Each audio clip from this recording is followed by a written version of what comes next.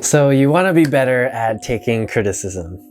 I know you might be a perfectionist and you struggle being called out for your work or your behaviors or just anything that will identify the imperfections within your life. And it's hard to consume that. It's hard to receive that feedback and not take it personally. But there's a part of you that also realizes that you could benefit from getting feedback from where to improve, rather than surrounding yourself with a bunch of cheerleaders who will just keep saying nice things about you, which isn't helping you grow. So in this video, we'll talk about what makes it hard to take criticism and why it's important to get better at receiving it.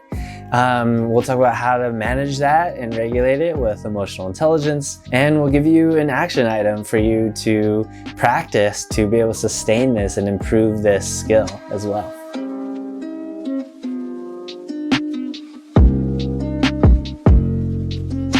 The problem I see a lot, both within myself and within observing others and in talking with many people now and having these deeper conversations, is that we attribute so much of our current experience with our past experiences. And so we'll allow this small number of people who maybe just sucked at giving us advice, and maybe we're not being empathetic or understanding of how we were feeling or what we truly wanted or where we were trying to take this or what we're trying to do, and instead attacking us on a more personal level. And unfortunately, when we attach that past story to our current self, it then blocks us off from being able to experience that again, and we're wanting to experience that again, and it limits your openness to grow. From there, it's easy to then only seek affirmation or to want validation and proof that what you do is great and that there's nothing wrong with it. And then you'll get defensive with that criticism. But doing that will then also start developing obliviousness to the reality of the world. The fact that, there are naturally certain areas that you aren't talented in or aren't fit for, but there are other areas that you can explore and accelerate in. You won't be able to know that though without being able to get feedback from people. And this is where emotional intelligence comes in. For me, learning about EQ helped me separate my sense of personal value from an isolated instance of my behavior. And what I mean by that is that your identity is based on a collection of your behaviors, not just one thing. Actually, even before that, your identity and your perceived value is actually sourced from yourself internally, because no one has the right to tell you where you are valuable and where you are not. They might tell you that you sucked at this one thing or that maybe you're better at this thing, but it has nothing to do with who you are and how you value yourself. Because again, that's just one thing. There are so many different aspects within your life that you can produce great results in, right? We're not just pieces of metal with assigned value. We're more complicated than that. We have different histories, different cultures, different brain chemicals, which makes everything contextual and subjective. Learning about EQ has released me from thinking that what I do is forever who I am, right? Even these EQ videos here is only just a small piece of me, anybody can cast judgment onto this or provide criticism for this.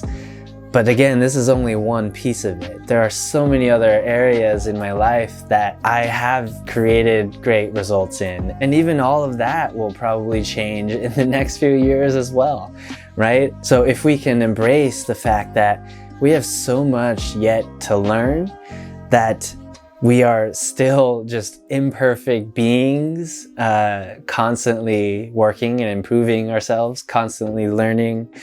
That will ironically help you move forward as well, because then you'll be able to see that every criticism is an opportunity to explore your blind spots and to improve the next iteration, rather than thinking that it's a deficit that you have to fix about yourself. So your mission now to get better at receiving criticism is to actually practice providing criticism. So in doing that, try commenting on the other person's work or the behavior itself, rather than their identity, rather than who you think they are or a judgment on them, but rather a feedback on what they have produced or what they had performed in.